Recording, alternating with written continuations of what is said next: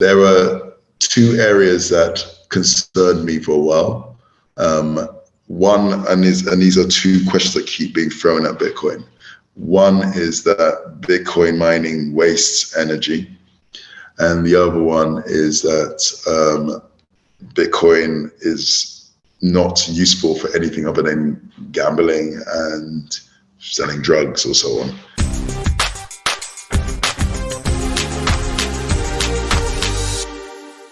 So I mean, I'm 47. So when I was a kid, we were working class. We couldn't afford computers, which were very, very expensive at the time.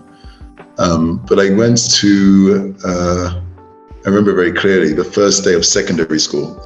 So middle school, the first day you'd go into the assembly and the headmaster would come in and say, "Hey, hello to the new class," and at the end they encouraged us to try some after-school activities to broaden our horizons. At 4 o'clock, I was in the middle of a move on the chessboard, and everybody ran out of the room, and including the person I was playing against. And we were mid-game, and I went, "Where's everybody going?" And they went, "Computer club." So what's this computer club thing? I followed them in. And I saw these computers, and everybody's playing this game. It's a bit like Donkey Kong. And at that point, I was smitten. I just wanted to know how this thing worked. I was the last person to leave. I started programming games. And before I finished secondary school, high school, I was building neural networks.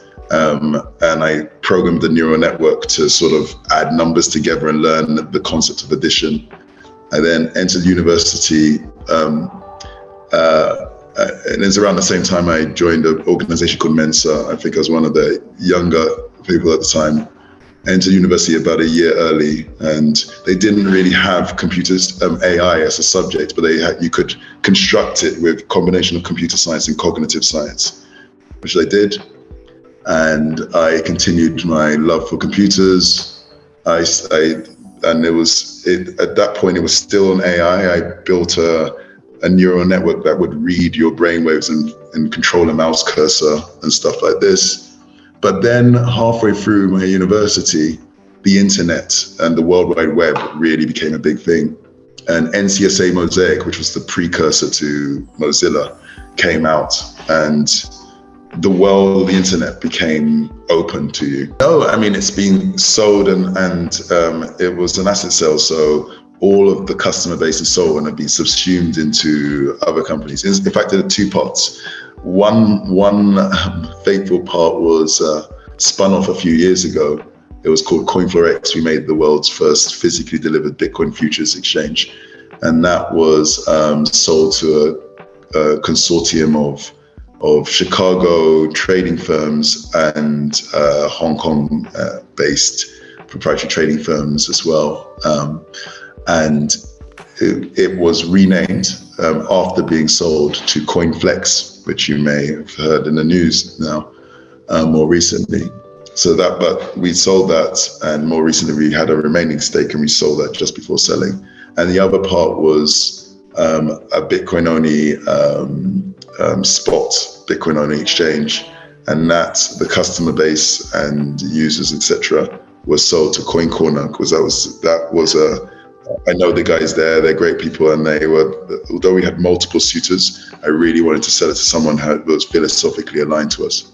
And we started with one desk shared by 3 people, and we slowly grew as a company until we, at our peak, were doing 70% of the trade volume in the UK.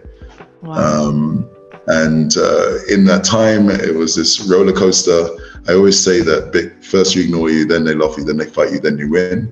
When we launched, we were at the tail end of what I could call the Bitcoin was ignored period.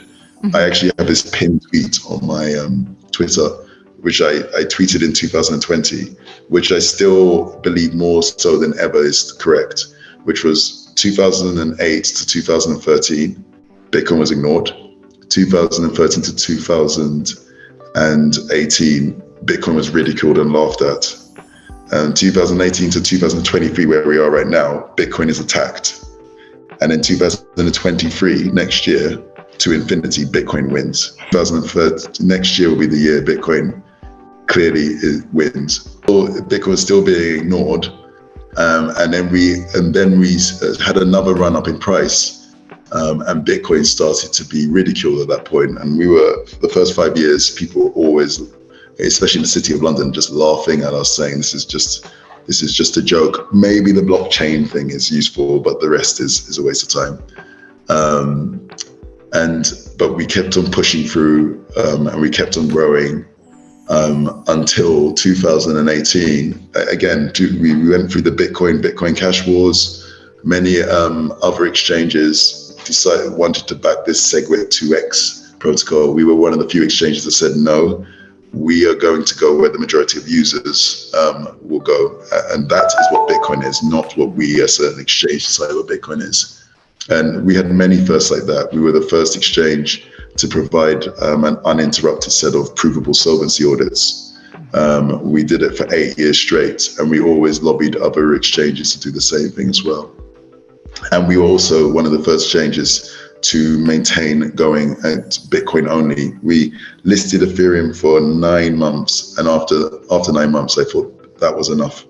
And we focused on that. It was one of the best decisions we ever made.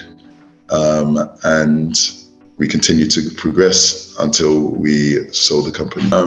And that was a very big reason why I decided ultimately most people are not aware of the risk they take in most cases. There's always exceptions, but in most cases, holding money on exchanges. In terms of why we decided to go Bitcoin only, I mean, philosophically, there's two sides. One, behind the scenes, we had 2 co-founders, and I think one was more aligned with, there was a growing schism because one was more aligned with Bitcoin Cash and multiple altcoins, just philosophically, and the other, and offering very, very complex financial products, which was suited more to institutions than retail.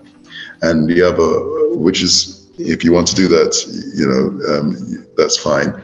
But the other was more focused on Bitcoin only, providing a good, safe product for consumers, everyday people, you say plebs or however you want to put it. And we decided, look, we're going to go through and review every coin we hold and objectively come up with criteria for which ones should we hold and which ones shouldn't we hold. We're not going to do this in a subjective finger in the air decide. We're going to test everything, including Bitcoin. So what are objective ways to determine whether you should list a coin? Well, one, technical maturity. It should be technically mature. It's not safe to give a customer something which is going to blow up. Maybe you could, but I cannot see an objective reason why that's valid. Another objective reason is, does it have enough traction and community support? Because if it doesn't, then there's a risk it could just fizzle away overnight. And again, it doesn't seem reasonable to offer something which could disappear tomorrow, could be fly by night. So Fedi Mint is this base protocol that provides credible privacy for the community of users that are using it. And it's a very, very simple system to set up and run, etc. But it is like Bitcoin, the core protocol, or the Lightning core protocol. It's supposed to be running on a machine in the background, just sitting there like a set-top box. You forget about it. But that's not the user interface that people use. And so the Fedi app is designed to be like a Lightning wallet is for Lightning Network, or a Bitcoin wallet for the Bitcoin network. It provides this user-friendly, really, really simple interface for using that. But it's so much more than that, because it also provides, as I say, through collaboration, it provides a window into the Bitcoin ecosystem. It's showing people in a very easy, highly integrated format a number of the services that are available, and they're already there, but people don't necessarily know about. Mm-hmm. So we can make the app really easy to use, which we will. We can bake in education into the app, and we can bake in these collaborations. But we believe that for systems like this to really gain mass adoption and get to the point of hyper-Bitcoinization, we have to educate people on the ground, in person, on how to use this at massive scale. And that's the other part of what we do. So, I mean, unfortunately, Web3 has sort of been hijacked as a term, but I think the desire to take power away from highly centralized internet companies and bring it back into the hands of users is laudable, and we should try to do that. We're trying to do it with Fedi, giving communities back the power to be their own bank, as it were. But the funny thing is, we're going to see, and which is why I'm very convinced that Bitcoin wins in 2023.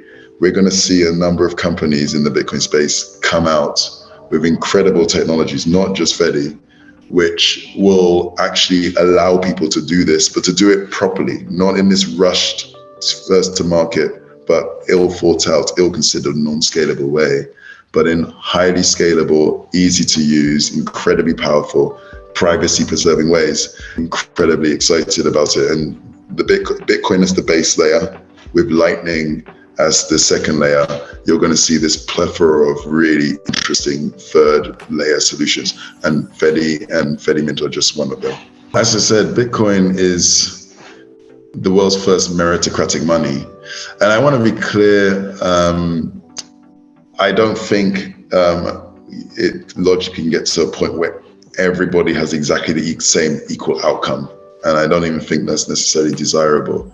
But I do think that you want to structural roadblocks that prevent people from just being able to achieve their best are just not good for the person, and they're not good for the world. I don't call myself a Bitcoin maximalist, I call myself a Bitcoin rationalist. So I am rationally all in on Bitcoin, because if it just logically, when I go through, I cannot see any other, including fiat, that I'd want to hold in any significant quantity.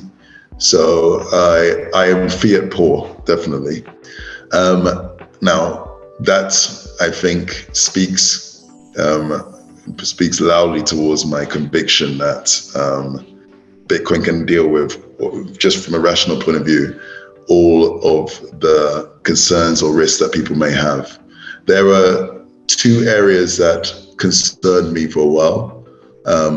One, and these are two questions that keep being thrown at Bitcoin. One is that Bitcoin mining wastes energy. And the other one is that Bitcoin is not useful for anything other than gambling and selling drugs or so on.